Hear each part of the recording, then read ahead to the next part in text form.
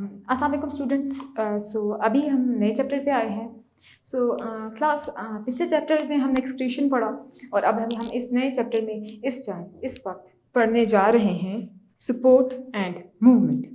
Support and movement किसको कहते हैं? आप किस तरीके से चलते हैं, आप किस तरीके से उठते बैठते हैं, आप किस तरीके से आपको ऐसी क्या चीज़ है जो सपोर्ट करे जा रही है।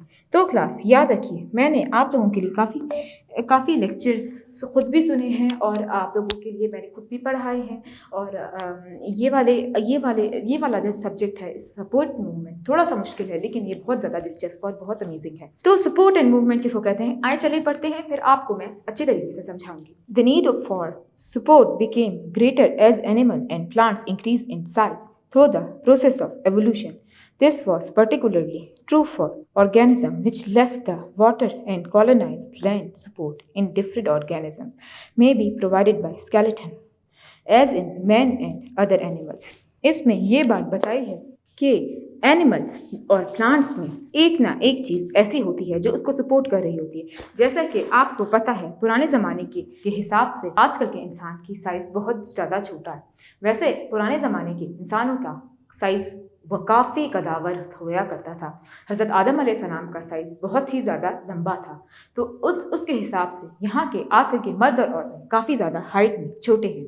तो ये प्रोसेस ऑफ एवोल्यूशन है कि वक्त के साथ साथ इंसान के अंदर क्या क्या तब्दीलियाँ आई हैं। This was particularly true for organism which left the water and colonise the land. Support in different organism may be provided by skeleton, as in man and other animals. Mechanical tissue in woody parts of plant.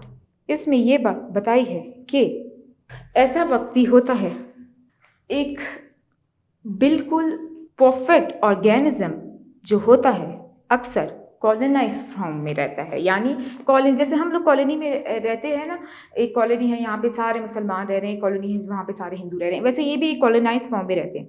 तो इसी तरीके से हर colonised animal का एक अलग से एक system है जो एक कंप्लीट ऑर्गेनिज्म होता है। जैसे एक स्पेसिफिक यूनिसेलुलर ऑर्गेनिज्म है, वो अपने और यूनिसेलुलर ऑर्गेनिज्म के साथ एक साथ मिलकर रहता है ताकि उनको सपोर्ट मिल सके। जब ज़्यादा इंसान होंगे, यानी एक कबीले के ज़्यादा लोग होंगे और उनकी जंग दूसरे कबीले के साथ होगी, तो एक बात याद रखें कि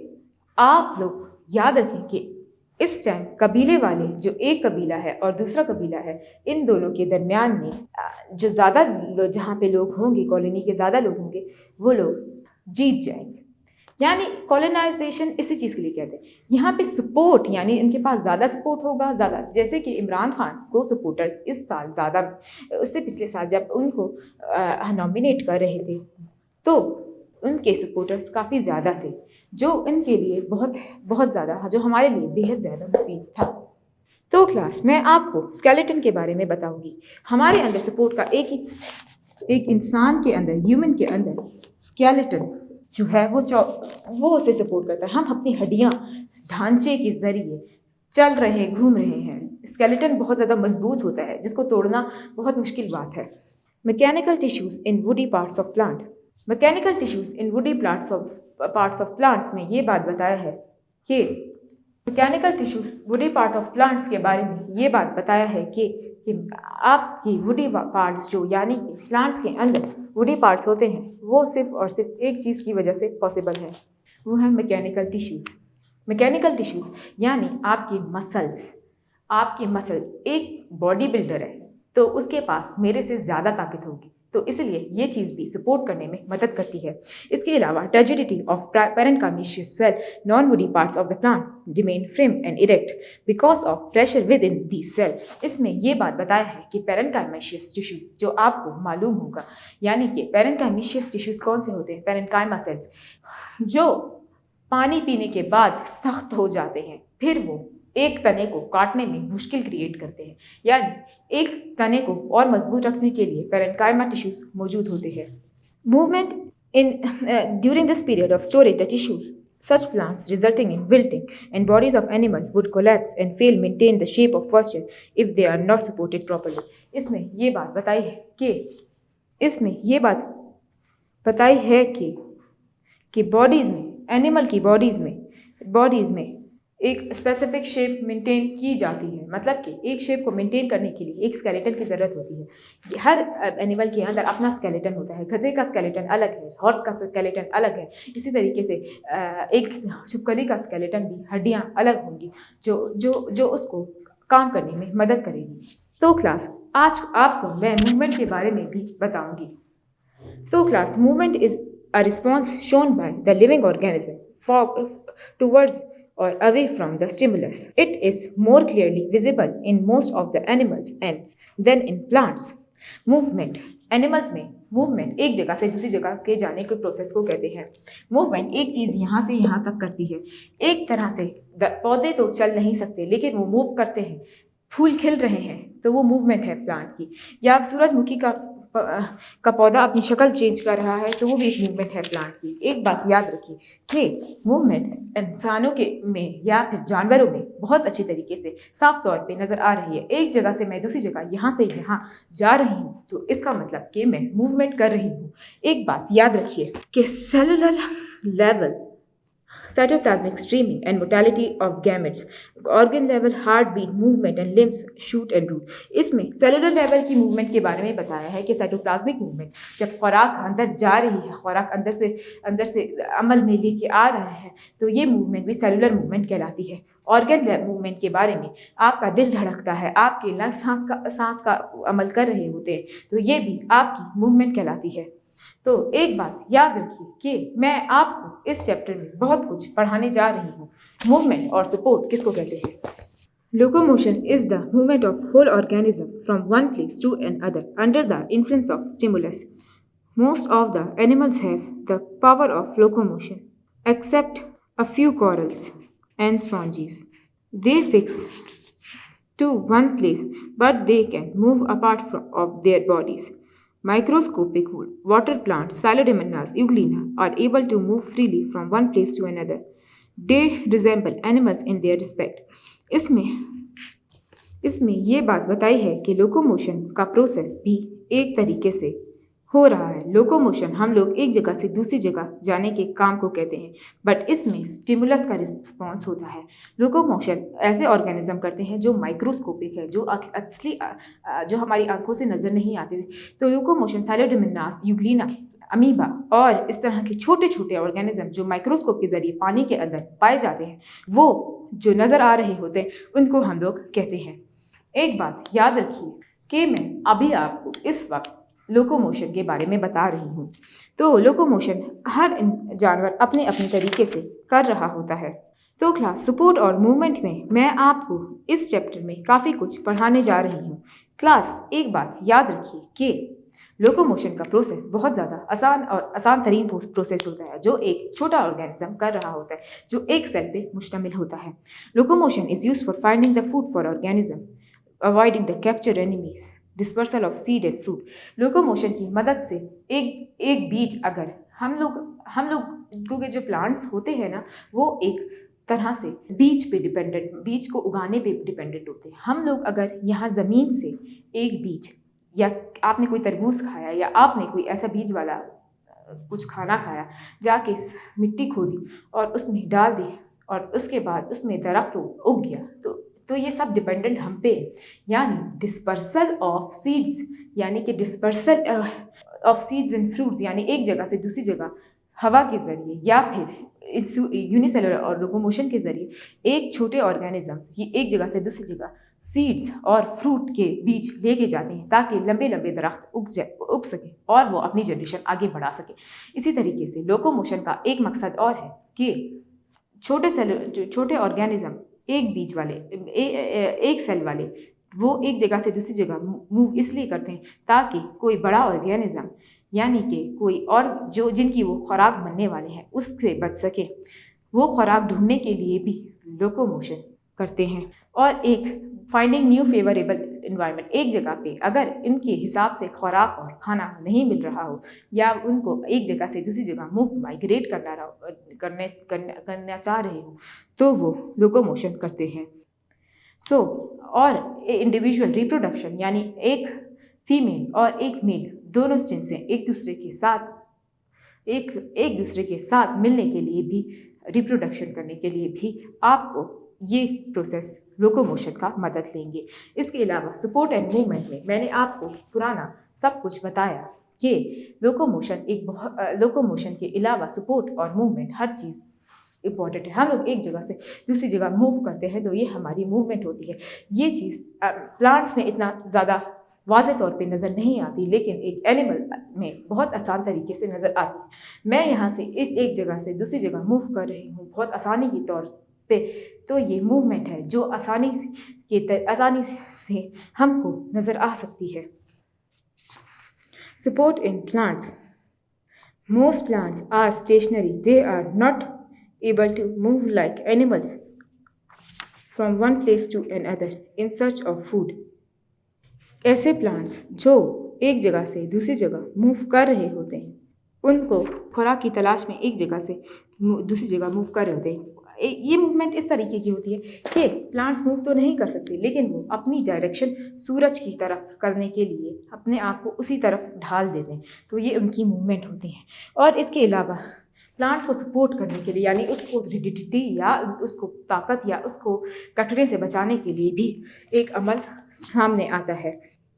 प्लांट्स एनिमल्स की तरह मूव नहीं कर पाते। जैसे एनिमल हम जानवर या हम इंसान मूव कर सकते हैं, वैसे प्लांट्स कभी मूव नहीं कर सकते कि वो खुद जाके अपने लिए पानी ले आए या अपने लिए खुराक सूरज से ले आए, तो ये नामुमकिन है। They usually prepare their food themselves during the process of photosynthesis, but in fixed place or position to keep whole bodies firm and erect. Plants should have some supporting tissues and materials. These are present in almost of all parts of the body. Root stem, branches, leaves. In stem they are abundant. ये बात बताई है कि आपके पास एक plant में काफ़ी ज़्यादा बॉडी पार्ट्स होते हैं। रूट, उसकी स्टेम, उसकी लीव्स, उसकी ब्रांचेस मौजूद होती हैं। वो प्रेजेंट होते हैं हर बॉडी में, almost all the parts of body, सारे बॉडी पार्ट्स में प्रेजेंट होते हैं।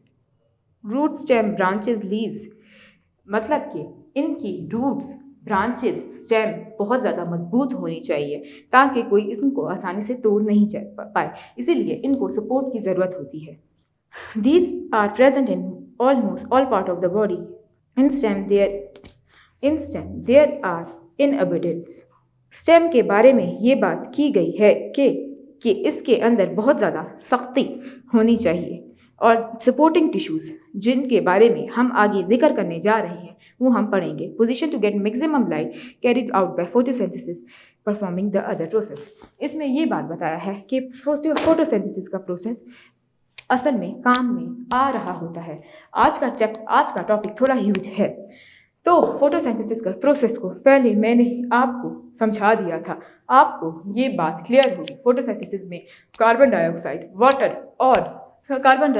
वाटर और सूरज की रोशनी की मदद से एक अमल होता है जिसकी मदद से प्लांट अपनी खुराक बनाने का अमल जारी रखते हैं। इसके अलावा मैं आपको इसके अंदर काफ़ी चीज़ें बताना चाहूँगी। तो supporting tissues of young dicotyledonous stem depends on for this rigidity or support on the osmotic pressure, the turgidity of parenchymatous tissues। इसमें ऑस्मोटिक प्रेशर के बारे में बात की कि पेरेन्काइमेशियस टिश्यूज़ इसके अंदर मौजूद होते हैं। पेरेन्काइमेशियस टिश्यूज़ पूरे जाइलम के साथ कनेक्टेड होते हैं। पेरेन्काइमेशियस टिश्यूज़ जाइलम को सपोर्ट करने की मदद करते हैं। यहाँ पे सख्ती फराहम करने का काम पेरेन्काइमेशियस टिश्यूज़ कर रहे हैं। The cylindrical distribution of its vascular bundles, ये वस्कुलर बंडल्स की साइलेंड्रिकल टिश्यूज़ जो वस्कुलर बंडल्स में मौजूद होते हैं, साइलेंड्रिकल टिश्यूज़, पेरेन्काइमेशियस टिश्यूज़, ये दोनों टिश्यूज़ है जो इसमें जिक्र किया गया है।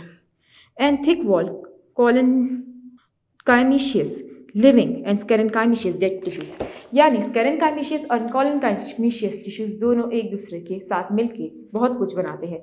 ट्री का तना आपने देखा होगा, इसमें जो बाहर की छाल है वो वेस्ट प्रोडक्ट होता है और इसका ट्री में उस तक ना खुराक जाती है ना कुछ पानी जाता है। इसी तरीके से हमारे बाल भी इसी तरह का के नॉन लिविंग पार्ट है। बालों में ना पानी जाता है ना कोई खुराक जाती है, लेकिन बालों का सेल होता है, ये हम अपने जिस्म से खारिज करते हैं। इसके अलावा ये गैर ज़रूरी होते हैं। इसमें ये बात बताया है कि इस पर भी गैर ज़रूरी मवाद इसके काम आता है, ये उसको अपने सपोर्ट में इस्तेमाल करता है। अगर जितना जितना ज़्यादा ट्री की एक दरख्त की छाल मोटी होगी उतने ही ज़्यादा आप एक बात याद रखें कि उतने ही ज़्यादा आपको एक दरख्त को सपोर्ट प्रोवाइड करने में मदद होगी। स्केरेनकाइमेशियस टिश्यूज़ और कोलेनकाइमेशियस टिश्यूज़, इन एक ट्री के तने को ये टिश्यूज़ मिलकर मोटा बना रहे हैं ताकि इसको काटने में थोड़ी दुश्वारी आए। इसके अलावा इसके अंदर आपको लिविंग टिश्यूज़ और डेड टिश्यूज़ के बारे में, कोलेनकाइमेशियस और स्केरेनकाइमेशियस टिश्यूज़ के बारे में बात की है, जो डेड और लिविंग टिश्यूज़ हैं, जिनको मिलके ये ट्री और मोटा हो जाता है। In dicot stem of sunflower, support is due to the cylindrical arrangement of vascular bundles near the outside of stem. इसमें ये बात की है कि एक तरीके की अरेंजमेंट हुई है वस्कुलर बंडल्स के अंदर जो स्टेम के करीब मौजूद होते हैं। इसके अलावा pitch is present in the centre while the cortex is present outside the cylindrical structure. इसमें यह बताया है कि पिच एक दरमियान में, यहाँ पे डायग्राम में बताया है, यहाँ दरमियान में पिच मौजूद होती है जो सेंटर में प्रेजेंट होती है। The turgidity and osmotic properties of the parenchymatous tissues of cortex those of pith keep the stem stiff and firm. The parenchyma becomes tightly packed and appear serve as packing material collenchyma. Parenchyma और collenchyma, यहाँ पे एक parenchyma का जिक्र है। Parenchyma dead tissues है जो pack हो जाते हैं सख्ती से, और कोलेनकाइमा जो है वो बीन शेप के टिश्यूज़ हैं जो स्केरेनकाइमा को सपोर्ट करते हैं। स्केरेनकाइमा डेड टिश्यूज़ हैं और पेरेन्काइमा टाइटली पैक्ड टिश्यूज़ है। याद रखिए टिश्यूज़ बहुत सारे हैं इसमें, यहाँ पे कंफ्यूज होने की ज़रूरत नहीं। यहाँ पे कोलेनकाइमा टिश्यूज़, सिलेंड्रिकल टिश्यूज़ और इस पे स्केरेनकाइमा टिश्यूज़ का जिक्र है। ये सब इसके इस्तेमाल में है। आप इसी तरीके से एक दरख्त को मोटा करने के लिए पेरेन्काइमा, स्केरेनकाइमा और कोलेनकाइमा टिश्यूज़ का जिक्र यहाँ पे किया है, तो आप ये भी लिख सकते हैं कि ये 3 टिश्यूज़ इसको बहुत अच्छे से सपोर्ट कर रहे हैं। इसके अलावा इसमें पिच की बात भी की गई है। पिच वो है जो इस एक तने के दरमियान में सेलों का एक मिलाव है जो यहाँ पे मौजूद है। इसके अलावा thick wall dead tissues, elongated fibers often organize in bundles and provide a relatively rigid support to stem। इसमें ये बात की गई है कि हमारे पास यहाँ पे लंबे लंबे फाइबर्स मौजूद हैं जो बंडल्स को सपोर्ट प्रोवाइड करते हैं। स्टेम जितना तना मोटा होगा उतना ज़्यादा प्लांट फल फूल पाएगा। Spindle shaped thick wall tracheids are elongated fibrous cell and xylem and phylum are provided strength to the stem। xylem और phylum बहुत ज़्यादा फाइब्रस होते हैं और वो स्ट्रेंथ प्रोवाइड करते हैं। तो क्लास ये बात आपको बहुत अच्छे से क्लियर होगी। इसमें डाइकोटिलेडोन का जिक्र है। डाइकोटिलेडोन टिश्यूज़ वो होते हैं, एक होता है मोनोकोट।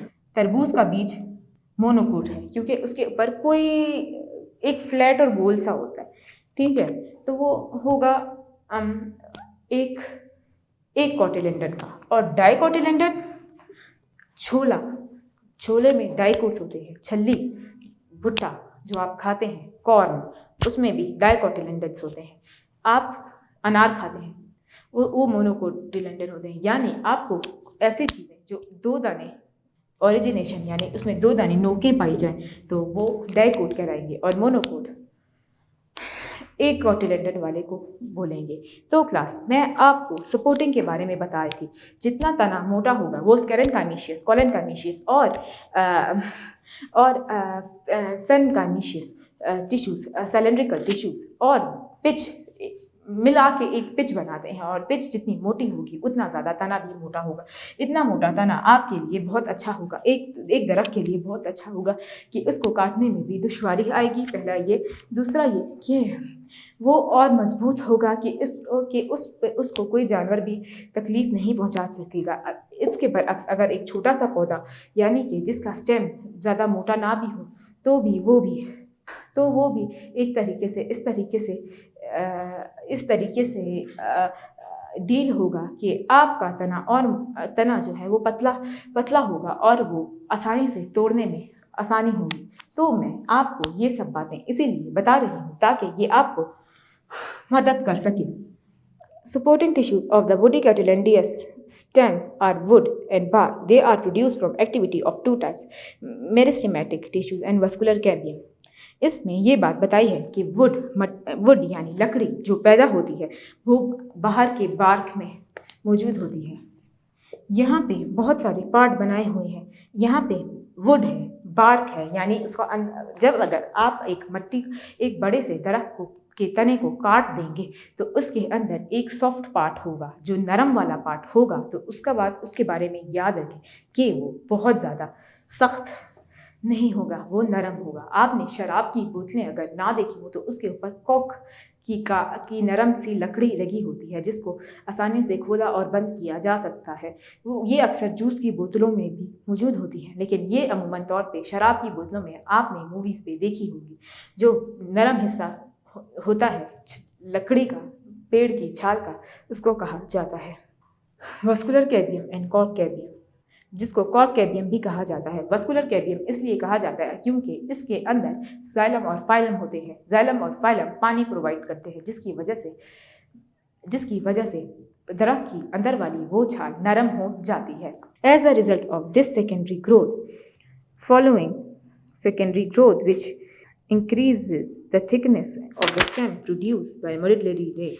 इसमें यहाँ पे medullary rays भी मौजूद है जो इसको बढ़ाने के अमल को जारी किए हुए है। इसमें वस्कुलर कैबियम के बारे में भी जिक्र किया गया है। इसके अलावा इसके अंदर सेकेंडरी जाइलम और वुड के बारे में भी जिक्र किया गया है। सेकेंडरी जाइलम और वुड वो है कि जाइलम के टिश्यूज हर एक जगह पे फैले हुए हैं। तो एक तरफ से प्राइमरी होगी, यानी पहली जाइलम, फिर दूसरी सेकेंडरी जाइलम भी मौजूद होगी। इसके अलावा सेकेंडरी फाइलम भी मौजूद होगी जो खुराक का अमल कर रही होगी। Expansion of vascular tissue stretches and breaks and epidermis cortex which are ultimately lost and dividing cell divide the phellem from a कॉक कैबियम। इसमें कॉक कैबियम के बारे में जिक्र किया गया है। कॉक कैबियम वो कैबियम है जो सॉफ्ट पार्ट ऑफ टिश्यू है। तो सॉफ्ट पार्ट ऑफ टिश्यू एक तरीके से इस काम आ रहा है कि लकड़ी की नरम छाल आपको और दूसरे कामों में मदद कर रही होती है। इसके बरअक्स जो ऊपर वाली सख्त छाल वो लकड़ी फर्नीचर बनाने की मदद में आती है। लेकिन इन दरख्तों को से ये फ़ायदा होता है कि मोटी छाल वाला दरख्त ज़्यादा लकड़ी फराहम करता है। The cross section of woody cotyledon stem और इंटरनल टिश्यू।